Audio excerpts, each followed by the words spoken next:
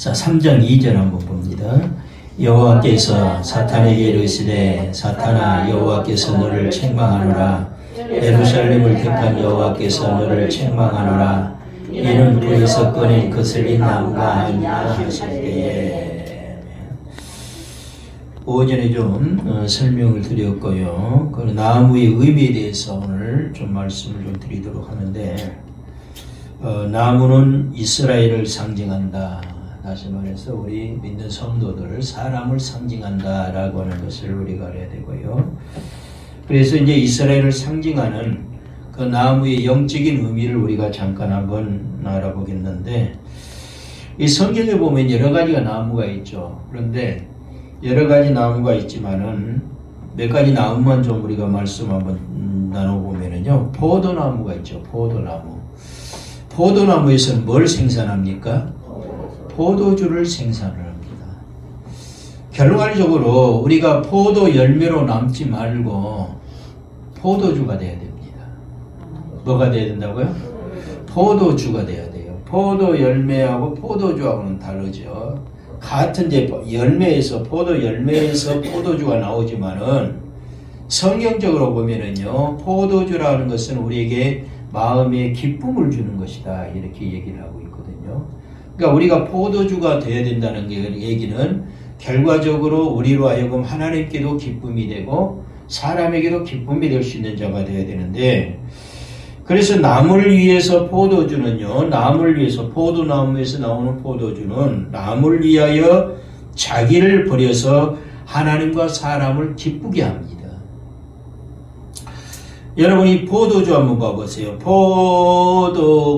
포도주가 되기까지는 희생이 있어야 되죠.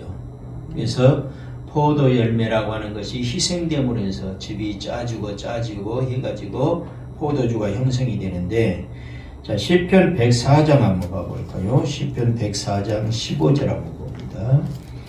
시편 104장 15절.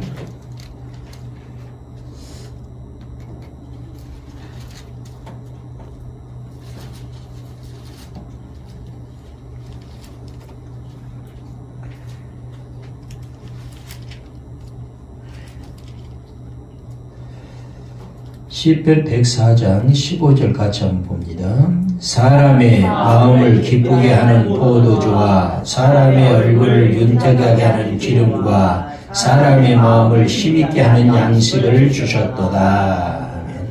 사람의 마음을 뭐한다? 기쁘게 하는 포도주와. 그러니까 이 포도주 먹으면 실제적으로도 그러죠. 포도주를 마신다든가 어떤 술을 마신다든가 그러면 사람들의 마음이 기쁘게 되죠.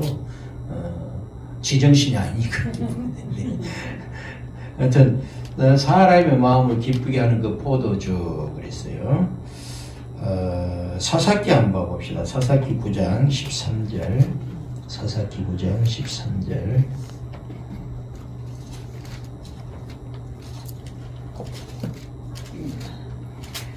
사사기 9장 13절.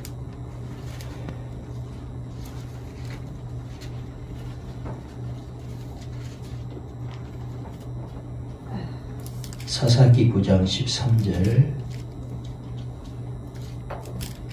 12절과 13절 같이 한번 보겠습니다. 나무들이 또 포도나무에게 이르되 너는 와서 우리 위에 왕이 되라 하매 포도나무가 그들에게 이르되 하나님과 사람을 기쁘게 하는 내 포도주를 내가 어찌 버리고 가서 나무들 위에 우쭐대리오 한지라.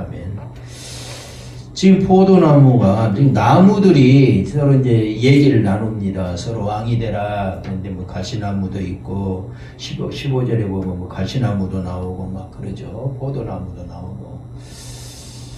그 나무는 지금 여기에서 가시나무, 포도나무 막 그 여러 나무가 나오고 있지만은 실제적으로 나무는 영적으로 보면은 성경적으로 보면은 사람을 상징한다 그랬어요.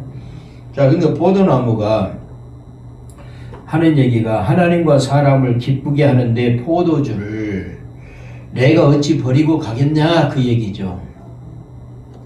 그러니까 하나님의 마음도 기쁘게 만들고 사람도 기쁘게 만드는 게 바로 포도주다. 그래서 아까도 말씀드렸어요.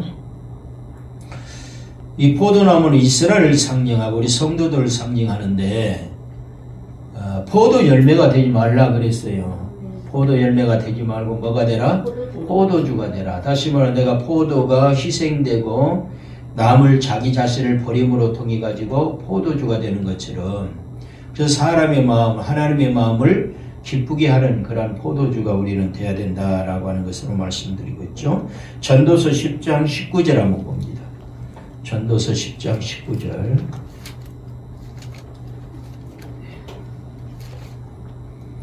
전도서 10장 19절.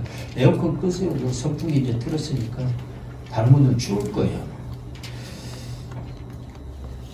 전도서 10장 19절.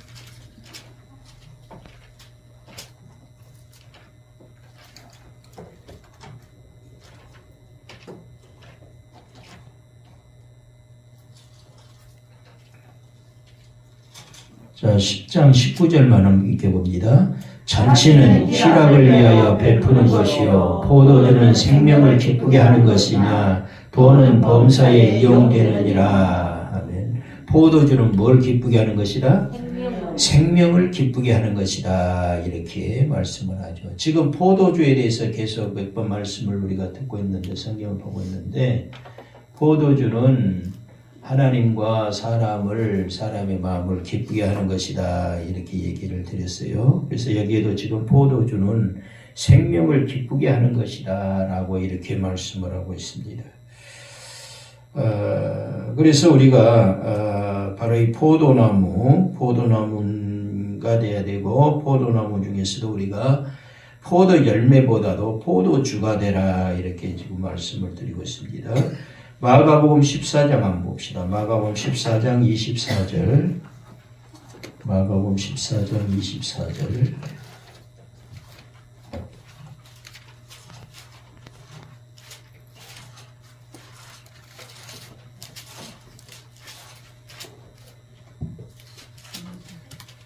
마가복음 14장 24절.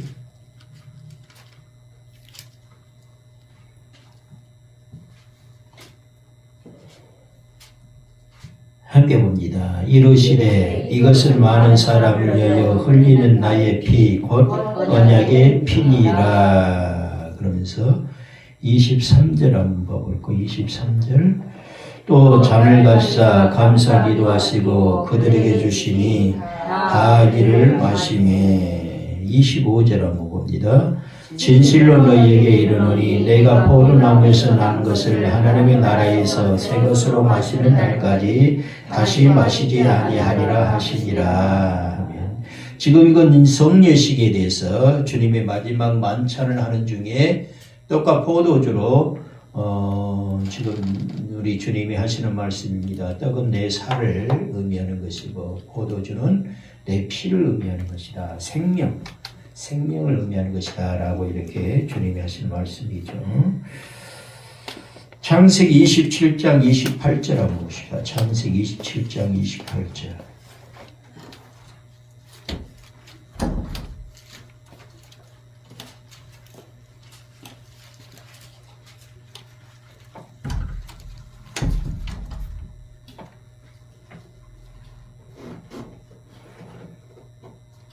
창세기 27장 28절 봅니다.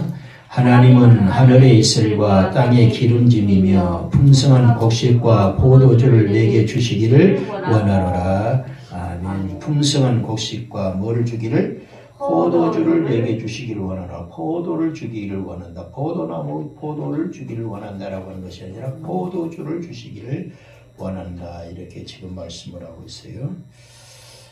그래서 이 포도주라고 하는 것은 어떤 영적인 의미가 있느냐 하면은 아까도 말씀드린 것처럼 하나님을 기쁘시게 하고 사람을 기쁘게 하는 그런 것이기 때문에 우리가 포도주가 되어야 된다라고 해요. 그래서 그 포도나무에 대해서 지금 얘기를 하면서 포도주에 대한 얘기를 드렸습니다. 그래서 성도들은 포도가 아니라 포도주가 되어야 된다. 요한계시록 14장 한번 봐봅시다. 요한계시록 14장 17절부터 20절 한번 보십시다. 요한계시록 14장 17절부터 20절.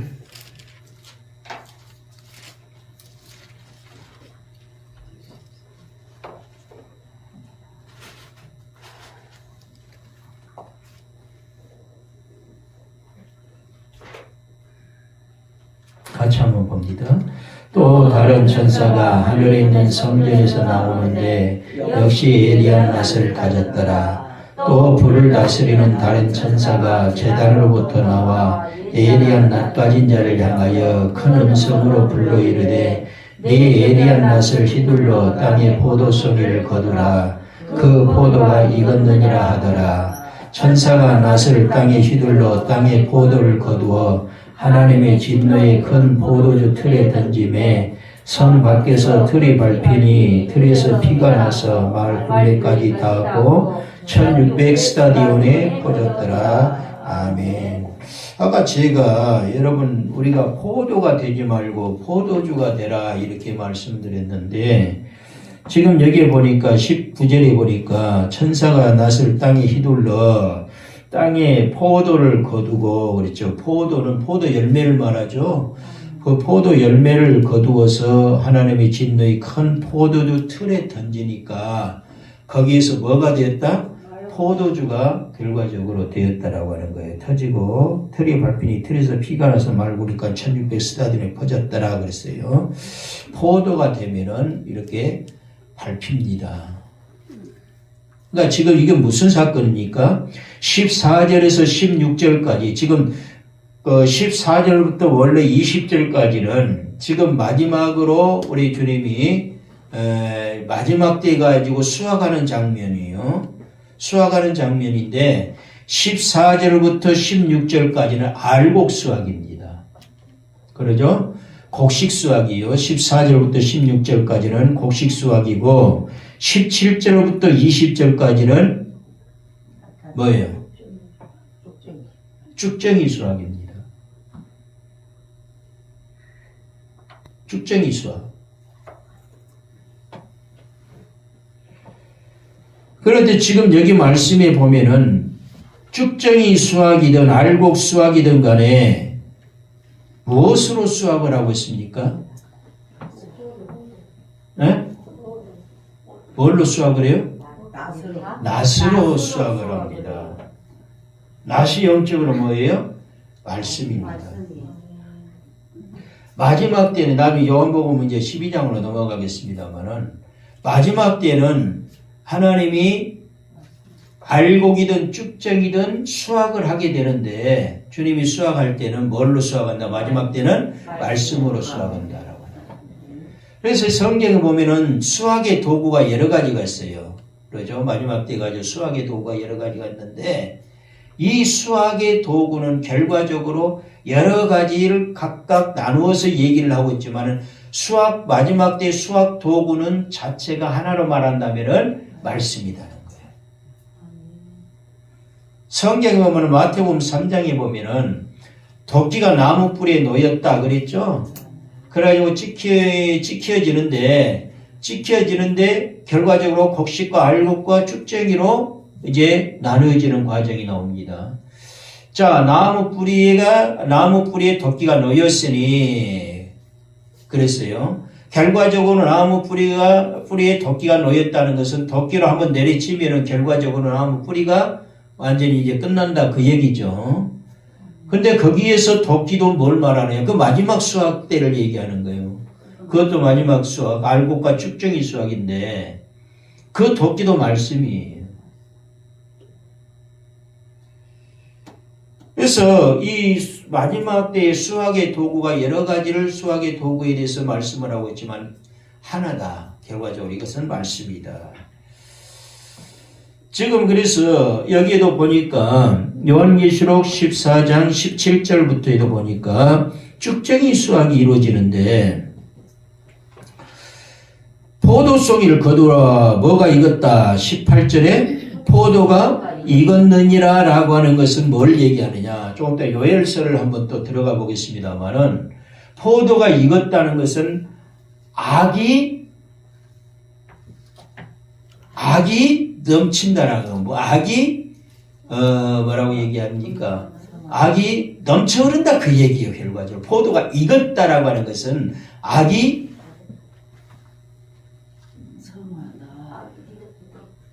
넘쳤다 그렇게 얘기를 해야 될까요? 네.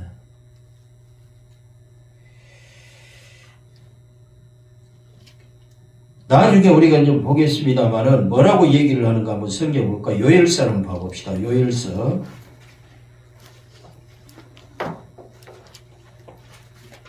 3장 13절 먼저 한번 봐봅시다. 요엘서 3장 13절. 포도가 익었다라고 하는 것은 뭐를 얘기하는가?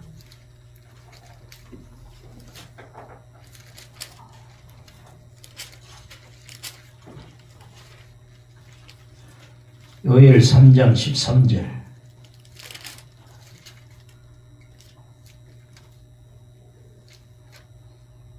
같이 한번 봅니다.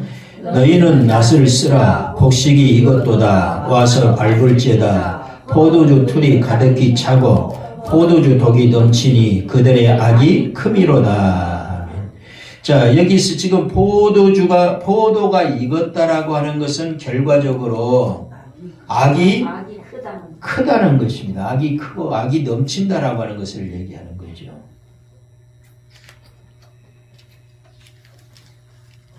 그래서 우리는 이 포도 자체가 되어서는 안 된다라고 하는 것입니다. 포도 자체가 되면 안 되고 하나님과 사람을 기쁘게 하는 그런 포도주가 돼야 되는데, 자, 지금 나무의 의미에 대해서 잠깐 말씀을 드리고 있습니다. 나무의 의미. 그래서 요한계시록 14장 17절에서 20절을 한번 다시 한번 넘어가 봅시다. 요한계시록 17장.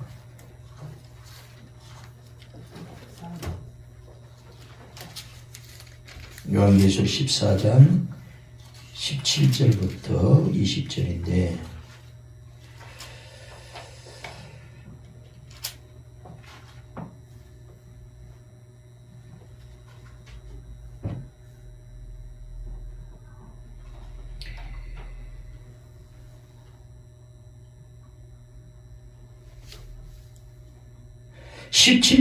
또 다른 천사가 하늘에 있는 성전에서 나오는데 역시 예리한 낫을 가졌다 그랬죠. 지금 15절에도 보면은 또 다른 천사가 성전으로부터 나와 구름이 앉은 이를 향하여 큰 음성으로 외쳐 이르되 당신의 낫을 휘둘러 거두소서 곡식이 익어 거둘 때가 이르렀음이다 그러죠. 자, 15절에 나오고 있는 천사가 성전으로부터 나와서 구름이 앉은 이를 향해 큰 음성으로 외쳤는데 당신의 낫을 휘둘러 거두소서. 그러니까 알곡 수확을 하는데 알곡 수확은 지금 누가 하고 있는 겁니까?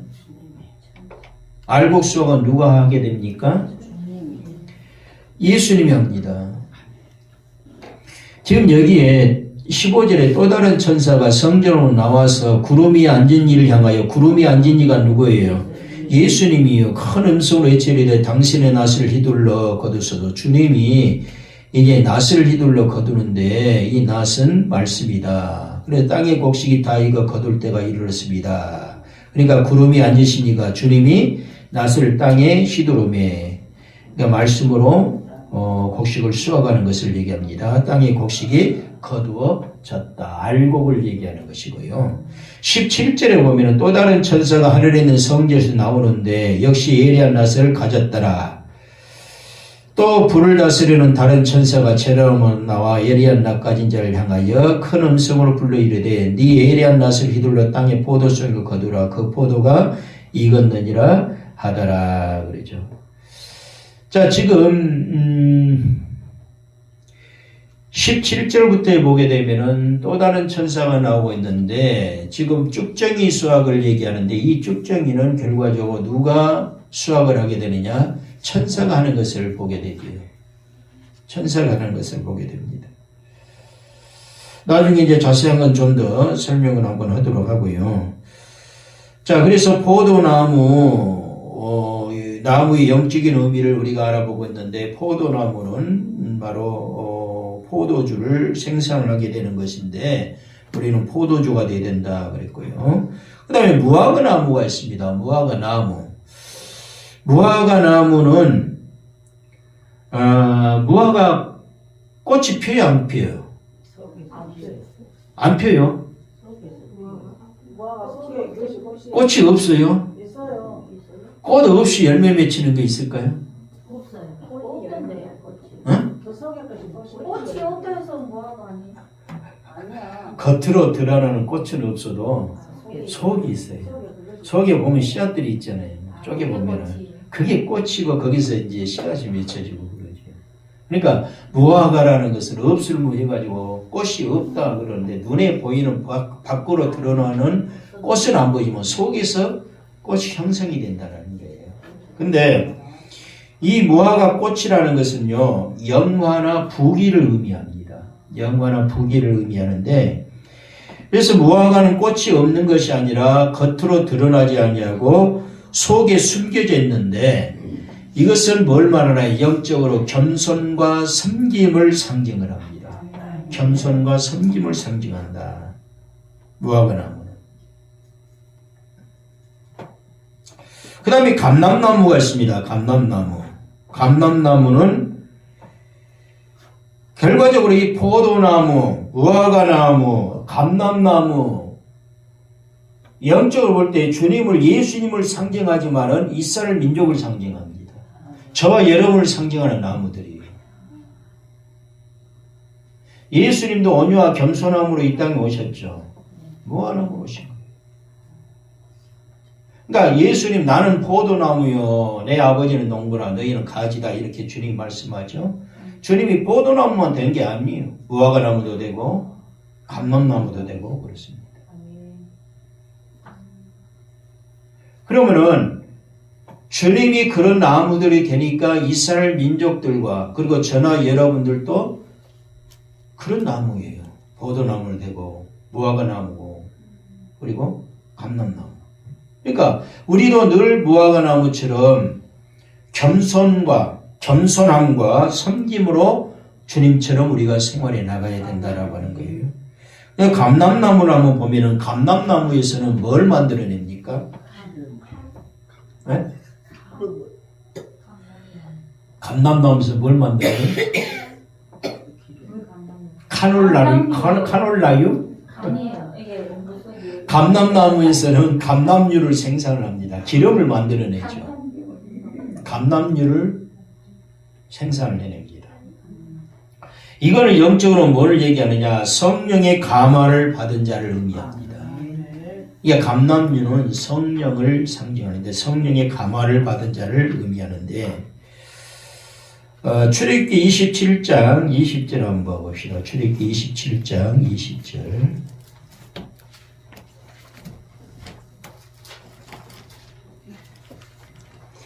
출애굽기 27장 20절.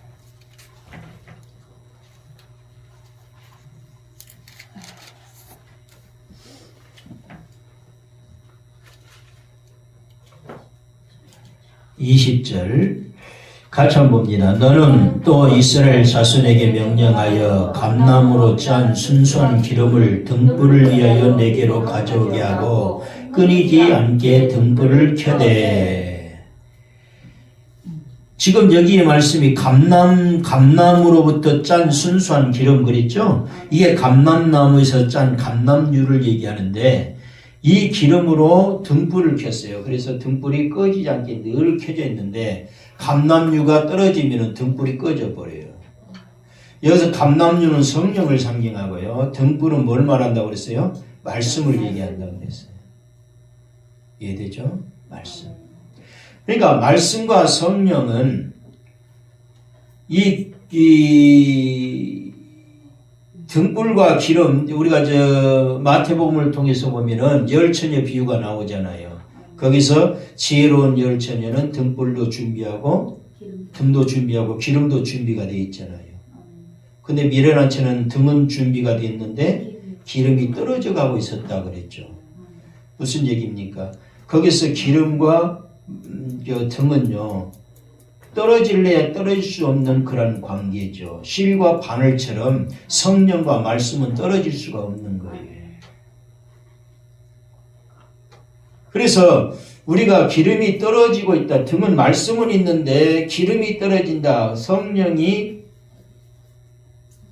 없다는 거예요. 성령이 충만하지 못한다는 거예요. 성령이 충만하지 못하면은 결과적으로 말씀의 능력도 떨어지게 되는 거예요. 여러분, 말씀이 자꾸 우리에게 우리가 말씀을 갈급해하고 그러는데요. 말씀을 갈급해야 한다는 자체, 말씀을 갈급해하고 우리가 말씀을 읽을 때마다 영적으로 그 말씀이 나에게 와 닿게 느끼게 하기 위해서는 내가 성령이 먼저 충만해야 돼요. 성령이 충만하다는 건 뭘 말합니까? 하나님이 나와 함께 한다는 거예요. 성령은 하나님이시잖아요. 성령이 충만하다는 건 하나님이 나와 함께 해주시는 것인데, 기름이 떨어진다는 건 성령이 충만치 못한다는 건 하나님하고 내가 멀어지고 있다라고 하는 거예요. 그러면 그런 분들이 하나님과의 내 관계가 멀어지고 있는데 말씀 보면 들어오겠습니까? 안 들어와요. 성령은 영이잖아요. 그러니까 성령은 영이 하나님이시기 때문에 내가 말씀을 영적으로 알기 위해서는 성령이 충만해야 하나님의 말씀을 영적으로, 영안이 열려서 영적으로 내가 알게 되는 거예요. 알아가게 되는 거예요.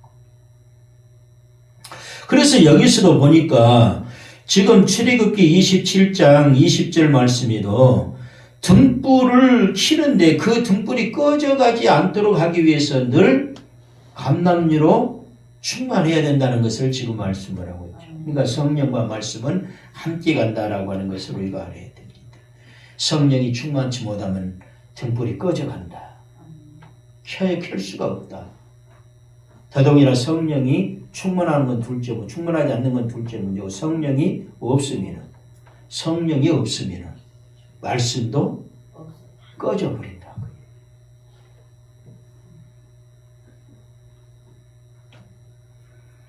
레위기 24장 1절에서 4절 한번 보십시다. 레위기 24장 1절에서 4절.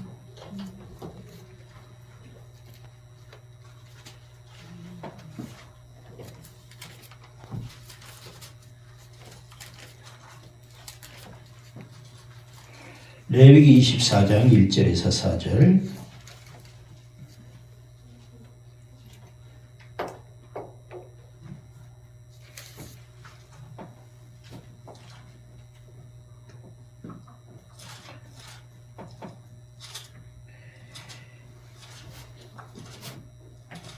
(24장 1절 4절) 봅니다. 여호와께서 모세에게 말씀하여 이르시되 이스라엘 자손에게 명령하여 불을 켜기 위하여 감람을 찌어낸 순결한 기름을 네개로 가져오게 하여 계속해서 등잔불을 켜둘지며 아론은 회막 안 증거기를 휘장 밖에서 아침까지 여호와 앞에 항상 등잔불을 정리할지니 이는 너희 대대로 지킬 영원한 규례라. 그는 여호와 앞에서 순결한 등잔대 위에 등잔들을 항상 정리할지니라. 아멘. 24장 1절에 2절에 이스라엘 자손이 명령하여 불을 켜기 위하여 감람을 찌어낸 순결한 기름을 네개로 가져오라 그랬어요. 감람을 찌어낸 어떤 기름? 순결한 기름. 순결하다는 건 뭘 말합니까? 다른 어떤 것이 섞이지 아니하는 순수한 그런 감람유를 얘기를 하는 거죠. 그 기름을 네개로 가져오게 하여 계속해서 등잔불을 켜 둘지며, 다른 것이 거기에 들어가 버리면은 그 순수한 그런 기름의 그런 것이 이미지가 완전히 사라져 버리는 거죠. 불을 붙여도 잘 안 붙고요. 여러분, 휘발 위에 기름에 경이나 휘발 위에 물이 섞여 보세요. 그거 베리잖아요. 베리. 불 잘 붙지도 않을 뿐만 아니라. 그래서 순결한 기름이 중요한 것이다. 다시 말해서 순수한 그런 어떤 성령을 우리가 충분히 받아야 되고, 그래서 등잔불을 계속해서 켜두는 그런 생활이 우리에게 돼야 된다라고 하는 것을 말하죠. 자, 이사야 1장 6절 한번 봅시다. 이사야 1장 6절.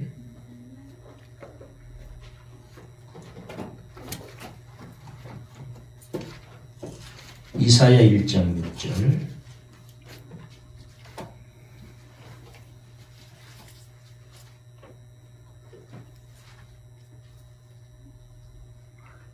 같이 한번 봅니다. 발바닥에서 머리까지 성한 곳이 없이 상한 것과 터진 것과 새로 만든 흔적뿐이거늘 그것을 짜며 싸매며 기름으로 부드럽게 함을 받지 못하였도다. 아멘. 자, 발바닥에서 머리까지 성한 곳이 없어 얻어 터졌다는 것을 얘기합니다. 결과적으로. 그렇죠? 얻어 터졌어요. 그래서 맞은 흔적만 있다는 것입니다. 그런데 거기에 뭘 발라야 돼요? 기름을 발라야 돼요.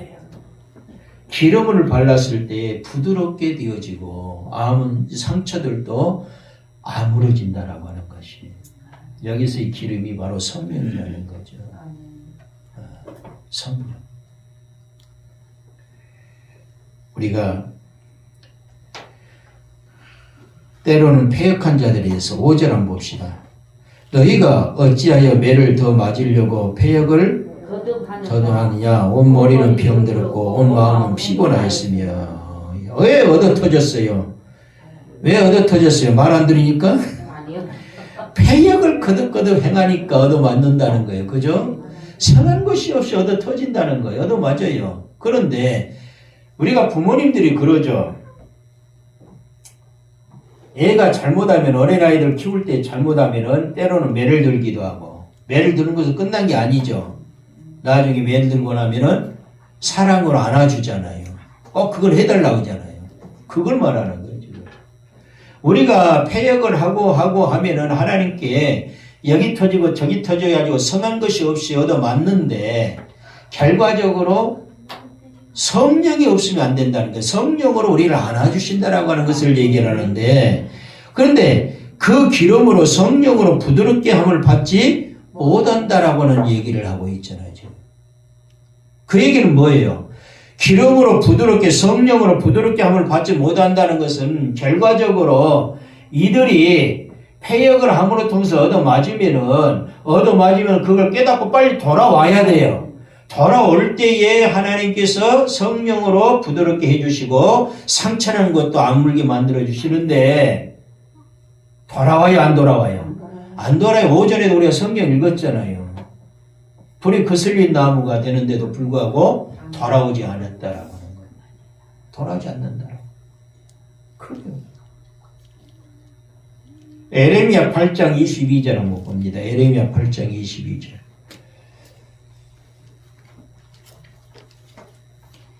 에레미야 8장 22절. 우리가 여러분 패역을 행할 수 있어요. 악을 행할 수 있어요. 죄를 지을 수 있어요. 그래서 하나님께 얻어맞는다 해도 빨리 깨닫고 돌아오는 게 제일 좋은 수예요. 아멘. 에레미야 8장 22절 한번 봅니다. 같이 한번 봅니다. 길르앗에는 유향이 있지 아니한가? 그곳에는 의사가 있지 아니한가? 딸 내 백성이 치료를 받지 못하면 어찌 됨인고? 자, 치료를 받아요? 못 받아요? 하나님의 백성이 치료를 받아요? 못 받아요? 왜 못 받아요? 왜 못 받아요? 에? 이 말의 뜻이 뭔가를 여러분 아는가 물어보는 거예요. 왜 치료를 받지 못한다고요?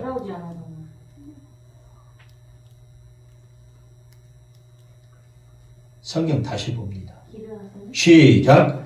길르앗에는 유향이 있지 아니한가? 그곳에는 의사가 있지 아니한가? 딸 내 백성이 치료를 받지 못하면 어찌 됨인가? 왜 내 백성이 치료를 받지 못한다고요? 자, 유향이 있어요, 없어요? 의사가 있어요, 없어요? 지금 퀘스천 마크잖아요. 묻는 거잖아요. 유향이 있지 아니한가? 이 얘기는 뭐예요? 유향이 있다. 그것에는 의사가 있지 아니한가? 의사가 있다. 그런데도 내 백성이 치료를 받아요? 못 받아요? 못 받는다. 왜 그랬을까? 결과적으로 얻어 터지고 성한 것이 없이 발바닥 머리 끝까지 성한 것이 없이 얻어 터지면은 내 패역으로 인해서 내가 얻어 터진 것인데 그러면 내가 빨리 돌아오면은 여기 진짜 의사가 있다는 얘기가 아니에요. 우리 하나님이 의사가 되고 주님이 그러잖아요. 주님이 의사가 되어주시기도 하고 그러잖아요. 그래서 의사가 되어주시는 주님이 치료해 주신다는 거예요. 약도 있고 향도 있고 의사도 있는데 치료받지 못한 결과적으로 너희가 깨닫고 돌아오지 못한다라고 하는 거예요.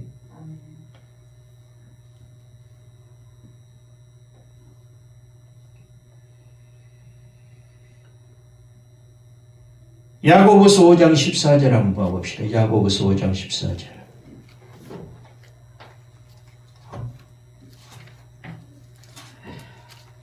야고보서 5장 14절.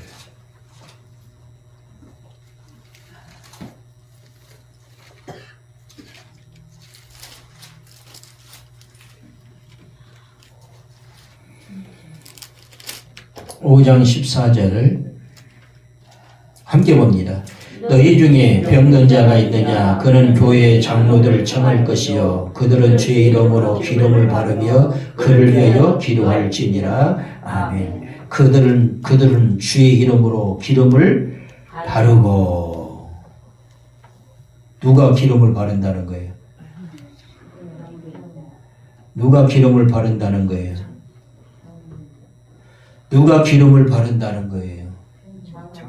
내가 계속 같은 질문을 물어보는 것은 여러분 답이 틀리고 있다는 얘기잖아요. 그렇죠. 누구에게 기름을 바른다? 병든 자에게. 그런 교회 장로들을 청할 것이요 그들은 교회 장로들은 주의 이름으로 기름을 병든 자에게 바르면서 그를 위하여 기도한다 그랬잖아요. 기름 바른다는 건 뭐예요? 뭐 참기름 바른다는 거예요? 식용유 바른다는 거예요? 성령의 기름을 바른다. 성령. 그들이 교회 장로이더라 그런 사람들이 뭐 성령을 바르겠습니까? 그 얘기는 아니잖아요. 그를 위해서 간절하게 기도하면서 할 때 우리 성령님이 하나님이 역사해 주신다 그 얘기예요. 마가복음 6장 13절 한번 보십시오. 마가복음 6장 13절. 마가복음 6장 13절. 이제 끝내드릴게요. 마가복음 6장 13절. 나머지는 수요일날 해드릴게요. 마가복음 6장 13절.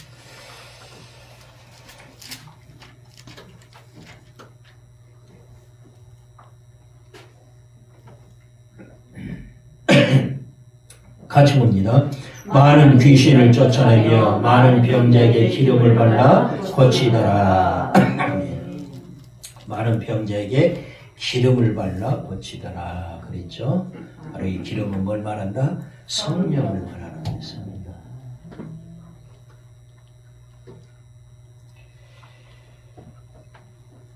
자, 그래서 지금 이 나무의 의미에 대해서 영적인 의미에 대해서 잠깐 우리가 살펴봤는데 포도나무는 포도주를 생산하는데 우리는 뭐가 돼야 된다 그랬어요? 포도주가 돼야 된다. 그래서 남을 위해서 자기를 버려서 하나님과 사람을 기쁘게 하는 사람, 희생할 수 있는 자, 그런 자가 돼야 된다 그랬어요. 그래서 성도는 포도가 아니라 포도주가 돼야 되고 그 다음에 무화과나무는 무화과 꽃이 피우는데 이 꽃은 우리 눈에는 보이지 않지만은 속에서 피우는 것이다. 겸손과 섬김을 상징한다. 그랬어요. 겸손과 섬김을 상징한다. 그리고 감람유를 생산하는데 바로 이 감람유는 기름을 말하면서 기름은 성령을 상징한다. 그랬어요.